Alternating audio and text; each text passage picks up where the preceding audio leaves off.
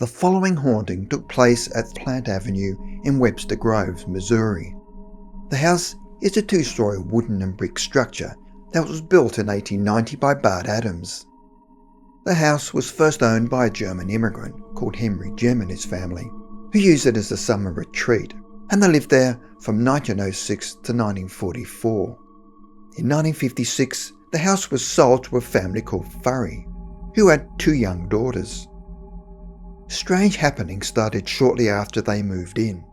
On consecutive nights at exactly 2 a.m, Mrs. Furry had the feeling of being shaken awake. Another one of her experiences was that of something striking her headboard, startling her, where she immediately turned on the light, expecting to find a large dent, but on inspection found no damage. This was followed by something beating hard against the window, as if a large bird was striking the window with its wings, but again she could see nothing. One morning she went downstairs and found that one of the light fixtures that had been securely fixed to the wall was lying on the floor. She started to hear footsteps walking up and down the stairs day and night, as if someone was frantically looking for something, and the footsteps always stopped on the top landing. Strangely though, her husband slept through it all, but not for long. One night Mr. Furry was suddenly awoken to see a translucent white shape go straight through the bedroom door. He then quickly opened the door and saw the shape float into the hall and into the direction of his daughter's bedroom. Suddenly it disappeared, and he told himself, it must have been car headlights. Over a period of time, they got used to the strange happenings in the house. However, things started to escalate. One morning at breakfast, the young daughter told them that there is a lady dressed in black who keeps coming in her room at night, and she's holding a little boy's hand. Then on another occasion she claimed that the lady in black tried to strike her with a broom, but it didn't hurt. After 9 years of living with the strange events, they'd had enough and moved out. In November 1965, the house was rented by the Walsh family. They had two young daughters, Wendy and Sandy.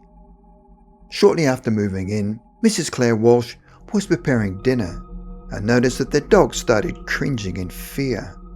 When she looked up, she noticed a human-shaped white cloud float through the kitchen and into the living room. She immediately thought to herself, "Ghost." But at that stage, she was not frightened. She'd already had her suspicions because when she first inspected the property, she initially felt a presence, but put it down to her imagination. Claire believed that she had telepathy, as she had experienced other strange events where as a child she had seen her aunt's apparition before anyone knew that she'd even passed away. She found that the house seemed to come alive at night with noises where unseen presences were moving about. At this stage, she was now starting to feel unsettled. They discussed the ghostly happenings with the neighbours, where one family called the Kurus told them that they were going to purchase a house themselves, until a friend advised them against buying, as he'd been a house guest there on a few occasions and had regularly encountered ghostly phenomena, leading him to believe that the house was haunted. The Kurus bought the house next door instead. One evening, Mrs. Walsh was awoken at midnight by a terrible musty odour in the room. It smelt of death. She then started to notice that the attic door was always open after she'd closed it. One evening, when she was resting, she heard the attic door open and close at least 4 times and asked her husband whether he'd been up there. He said he had been, but only once. So, who went up on the other 3 occasions? As time passed, the family were now regularly hearing footsteps going up to the attic. Every time they closed it the following morning, they found it open. The attic was only used to store old furniture, and one time she went up, she found everything in disarray. She found drawers on a heavy chest wide open, and when she checked the drawers, she came upon some blueprints with the name Henry Jem, the original owner of the house. As she looked around, she noticed other furniture had been moved, but not by anyone in the family. So, Who had moved the furniture, and what were they looking for? Suddenly, she felt a cold blast of air. The following day, she was awoken by footsteps in the hallway. Someone was walking up and down. The following morning, she was awoken at 4 a.m. and for some reason went downstairs to the dining room and found the door on the cabinet wide open and found some of the utensils had been rearranged. The following morning, she was again awoken at 4 a.m. and found some of her clothes in the drawer had been disturbed. She remembered her daughter complaining about hearing the drawers constantly opening and closing. One day, Mrs. Walsh was in the basement whilst her daughter was outside playing. She then heard a young child running through the dining area and figured her daughter Sandy had run inside.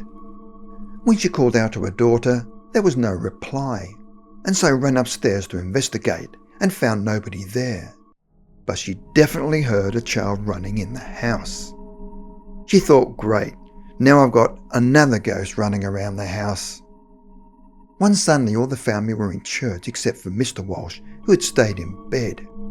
When he came downstairs to make breakfast, he heard a child's footsteps running up the stairs and figured they were home. When he went to check, he found nobody there. When the others returned, he discussed his experience and they came to the conclusion that the house is possibly haunted by at least 3 different spirits.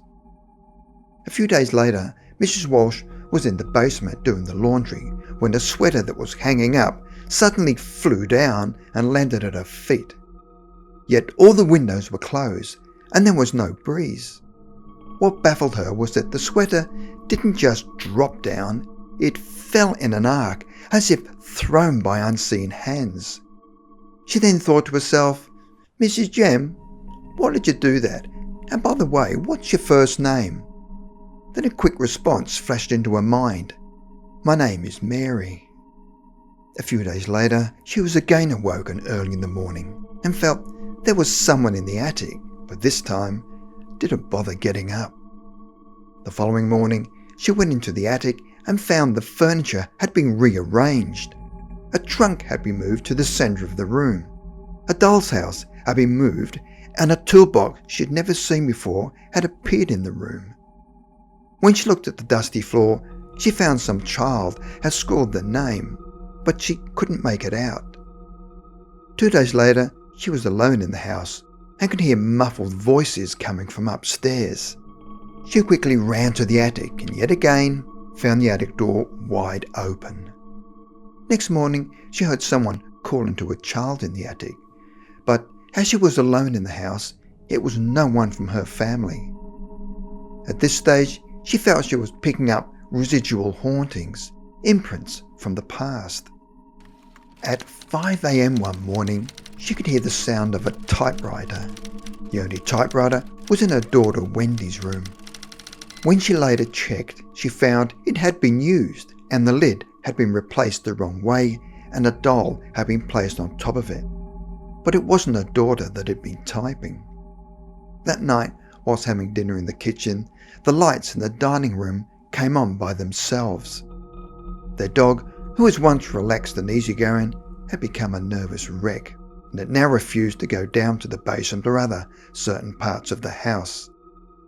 Eventually, the Welsh family had had their share of hauntings and moved out. They wanted to build their own house, not an old house for fear they would inherit more troublesome spirits.